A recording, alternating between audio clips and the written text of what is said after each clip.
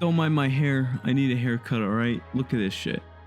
Way too long. It's fine. If I get headphones on, it's... Can't even tell, right? I'm going to be grinding to Faceit Level 10, okay? But wait. Before you click off, this is not just a journey video. It is also... I'm telling you what I'm going to be doing to improve and how I'm doing it. If you're looking to improve yourself, you can watch this video and it might help you also. I have read a book called The Talent Code, and it essentially just tells you how you improve at things, how you get better at them, and I'm going to be implementing that into my game. I talked about it a little bit more in the first video, which you can watch. I'll put it fucking whatever. I'm also going to be using ideas from the book to help me improve the quickest. I actually wrote a script for this video, so I'm going to be a lot more on topic with what I say, and hopefully there's going to be less rambling about one thing or the other, so maybe it'll be better. Who cares? So I want to give you an overview of what I'm going to be talking about while I'm talking about improving, and I have made some actually massive strides within these past 2-3 months or so. I can't remember. I think it's been 2 months. I'm also going to be talking about aim training. I know aim training gets talked a lot about in Counter-Strike, but I keep seeing videos of, I wouldn't say doing it wrong, but doing the wrong things, or they're just doing something that's not very helpful to them, right? So I'm going to be telling you where to start when you want to aim train, if you want to get your mechanics better, how to improve and how to keep improving without wasting too much time of figuring out the whole aim training space, because there's a lot of just, honestly, just shit out there. I learned some new, I would call them, I don't know if this is what they're actually called, but like some micro mechanics that I have been trying to practice within my game, and I'll talk about those also. So, rank update. I haven't really been able to play too much. I got a job, I've been working a lot, and school started again. However, right after I made that first video, I'm so pissed about this. Right after I made that first video, I played one of the best games I've ever played. Well, I should clarify, one of the best halves I ever played, because the game ended pretty quickly after that, but I didn't really play too good on CT. Remember how I was talking about I was struggling on Anubis? Well, for some godforsaken reason, there was, face it, 8s and 9s in my game, right? I was a 7. I go fucking crazy. Okay, I don't even remember what it is. I think I went like 22 kills at half or something. I was going nuts. Just absolutely hard carry, just going crazy. Oh my god, bro. This guy mid is getting yelled at. Oh my god. Bro. What the fuck are you doing? What the fuck?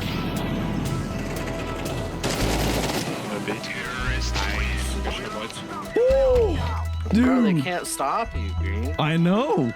You're unstoppable. Well, I'm just pushing in there, dude. W key down mid, dude, and they just one by one. Come on, we can do this. Come on, let's get this out of here. What the fuck? After that, though, it has been rocky. It has been up and down and up and down. This is driving me literally fucking crazy. The only 3 maps I play is Ancient, Dust 2, and Inferno. Sometimes Inferno, but for the most part, just Ancient and Dust 2.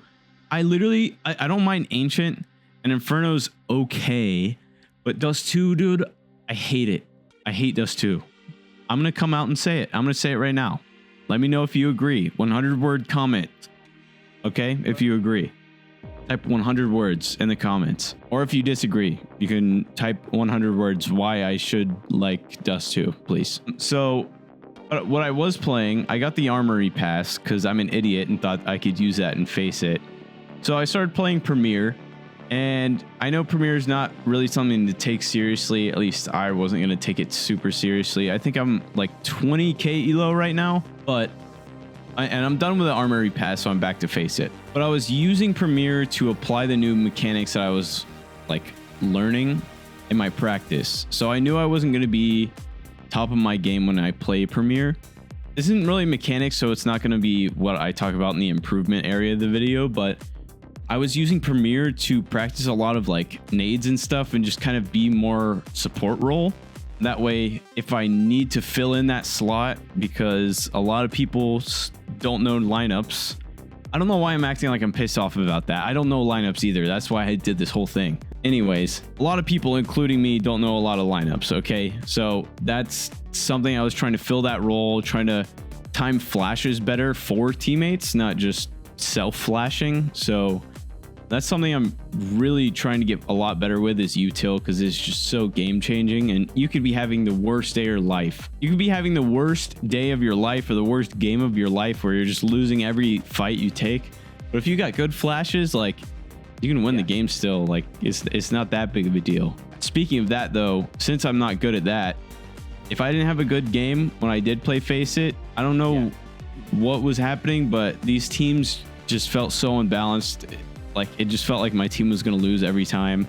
There was a lot where, like, if I wasn't the highest ranked on my team, we would usually win, because I'm not quite support player, right?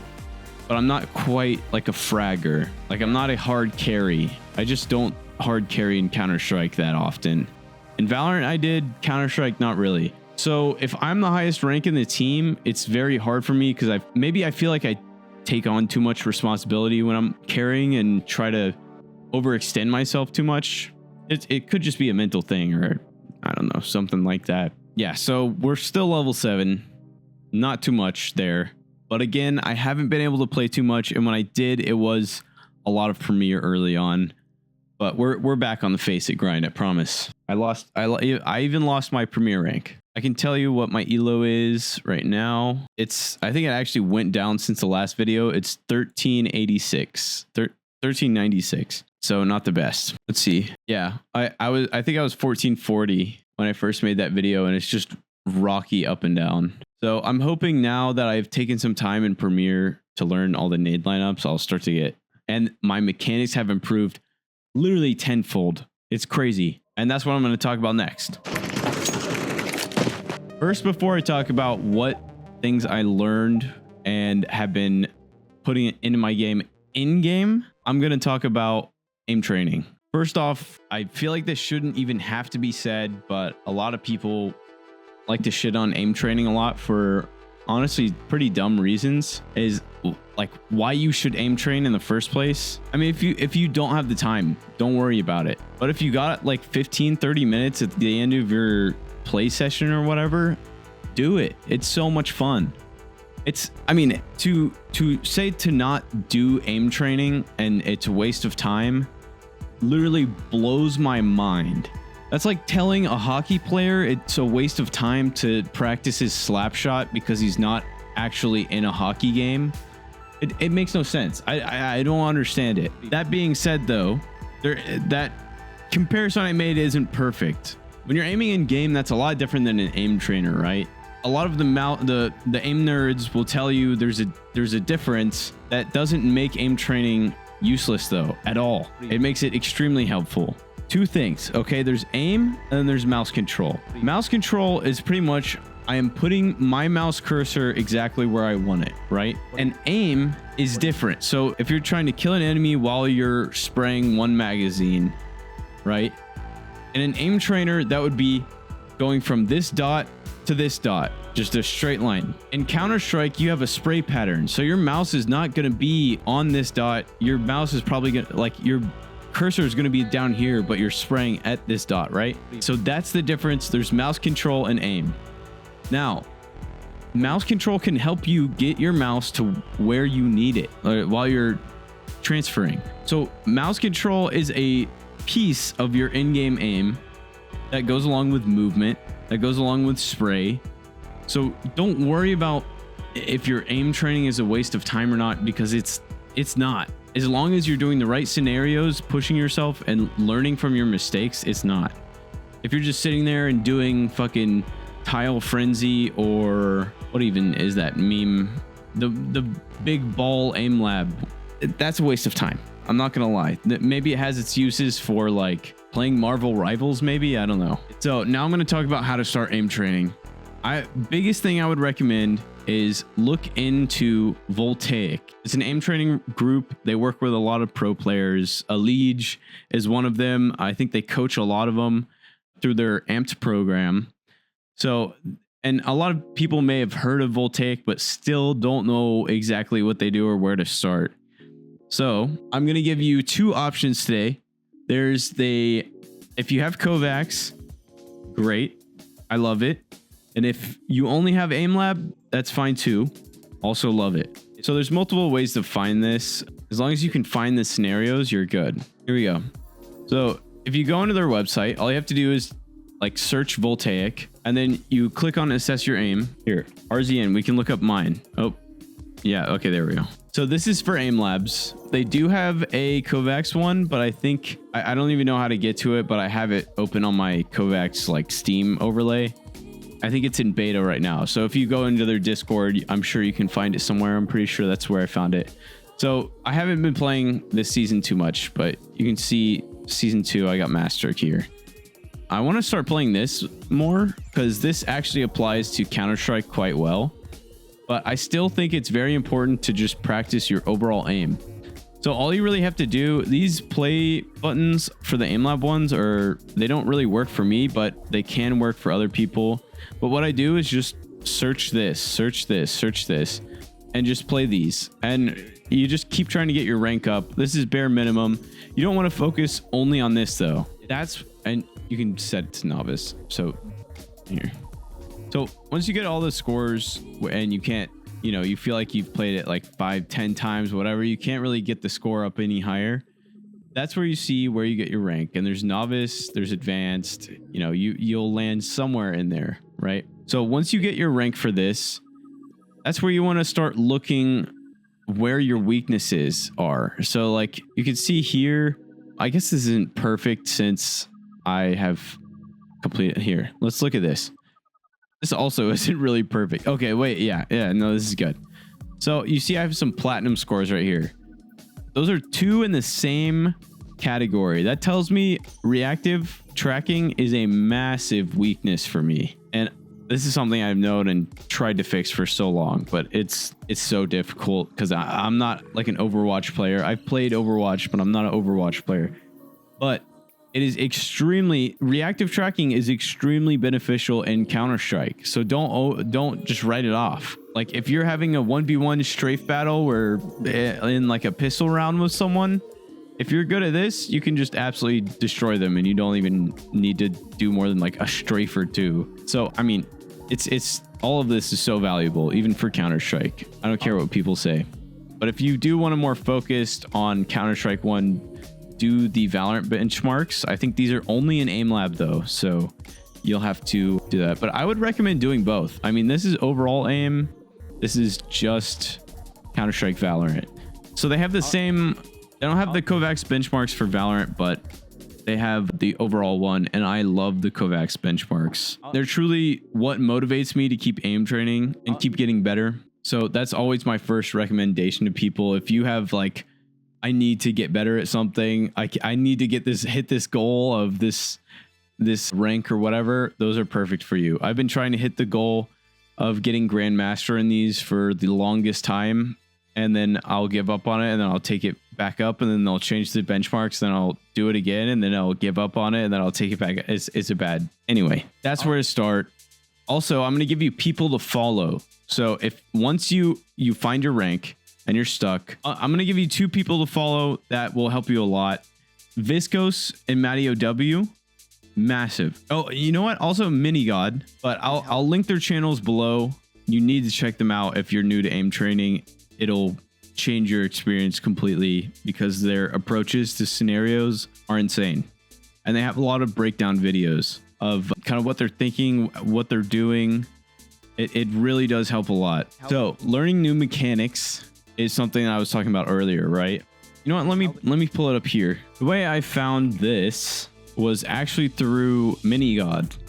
He was talking to DDK. He mentioned this clip of kind of why Donk is so good. Everyone knows Donk for his movement or whatever, but there's little things that you don't really realize that makes him so much better than you even thought. A look at one of his clips when he faces Donk on Dust 2, in which we can clearly observe the prediction after the initial flick. When Donk started strafing in one direction, we can precisely see at which moment Kioske stopped continuing his aiming movement, assuming the strafe will end based on movement prediction, which costs him a duel. This is Donk being extremely unpredictable.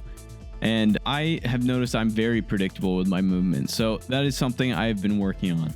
But there's also something a little bit different that I find with some of these new young players is how they aim with their movement. It's actually kind of genius.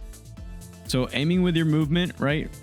Let me just open Counter-Strike and make this easy. So something a lot of you might know but don't really know how to apply it is how Kyosuke or Kyosuke uses his movement to aim. So you'll see he'll like go like this, right? Instead of standing still and flicking to him. This is, imagine I'm in game, okay? Instead of standing still and flicking to them, he'll aim with his movement. And someone might be confused as to why this is so good, and it's because you are now making yourself a moving target while you're preparing yourself to aim at the enemy. It's absolutely genius, and it's one of the reasons why the donk slide or whatever works so well, right? Because you're just still moving. Something donk also does really well is just he's always moving around somehow. I don't even know how he does it, but just not making yourself a sitting duck is extremely important. And then Premiere. Don't sleep on using Premiere to focus on mechanic practice. It's, you know, you'll be playing similar players as to Faceit, but you can, doesn't matter if you do bad. I really appreciate you guys watching this video. I'm trying to get to 500 subs so I can start making a little bit of money off of this, because it is a lot of work. That's why I'm only able to do it every other month or so, but I'm trying to get stuff out more, maybe some stream highlight content or something. I don't know. And also I'm gonna do a Steam Deck review, I think, because I just got it in. So yeah, it'll be kind of fun. I'll tell you guys what I'm doing with it, because I'm having a lot of fun with it. So all right, see ya.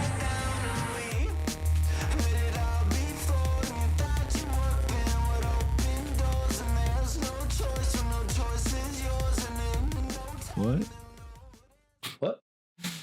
His mom's your girlfriend? Yeah.